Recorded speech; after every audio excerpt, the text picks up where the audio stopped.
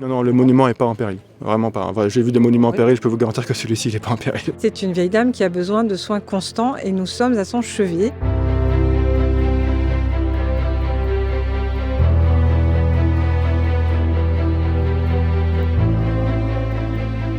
Infiltration, bâche de protection? Non, la cathédrale de Clermont n'est pas en danger. Mais Notre-Dame de l'Assomption a tout de même 800 ans. Construite dès le Moyen-Âge, finalisée par l'architecte Viollet-le-Duc, classée monument historique en 1862 et propriété de l'État depuis 1905, elle entre aujourd'hui dans une phase de restauration importante. Car depuis 2019 et l'incendie de Notre-Dame de Paris, une attention toute particulière est portée à nos cathédrales. Pour autant, elles sont aussi victimes de la rumeur.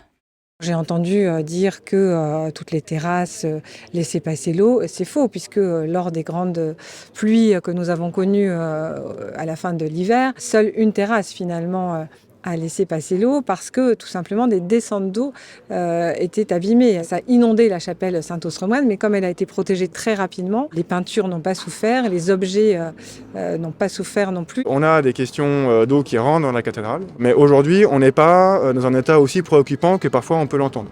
La première tranche de travaux concerne les 2 flèches. Objectif, installer des colonnes sèches pour permettre aux pompiers d'intervenir rapidement dans les parties hautes de l'édifice en cas d'incendie et mettre hors d'eau les abassons que l'on voit ici sur nos images d'archives. Aujourd'hui, les couvertures des abassons sont en fin de vie parce qu'elles ont plus de 100 ans, donc c'est une durée normale pour ce genre d'ouvrage.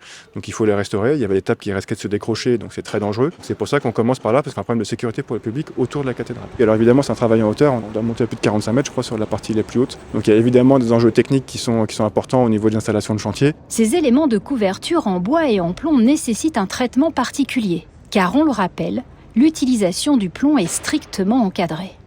On a mis en place une base vie qui est une base vie un peu particulière avec une zone propre, une zone sale et ensuite à l'intérieur effectivement donc on a des échafaudages qui sont protégés avec des polyanes et des filets pour éviter justement l'envol et échapper des poussières de plomb pour ne pas polluer l'environnement. Alors, le plomb effectivement a été progressivement interdit depuis 1948, il y a encore certains éléments plombés qui sont autorisés. Il est explicitement écrit dans la loi qu'on peut l'utiliser sur les bâtiments historiques. On dit qu'il est ductile, il est très mou et il peut absorber toutes les formes un peu complexes qu'on trouve sur ces édifices. Et il est très durable dans le temps. Une couverture en plomb, quand elle est très exposée, qu'elle est bien faite, elle dure 100-150 ans. Aujourd'hui, la garantie des constructeurs, c'est 10 ans.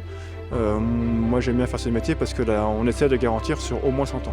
Depuis plusieurs années, des bâches protègent les fidèles et les visiteurs. C'est une précaution, nous assure-t-on. En effet, les infiltrations d'eau ont fragilisé les enduits qui pourraient tomber au sol. Cette première tranche de travaux devrait se terminer au printemps 2027 pour un montant de 8,2 millions d'euros. Devrait s'en suivre la phase 2, avec la restauration de la nef et du transept. Des travaux pendant lesquels la cathédrale reste ouverte au public.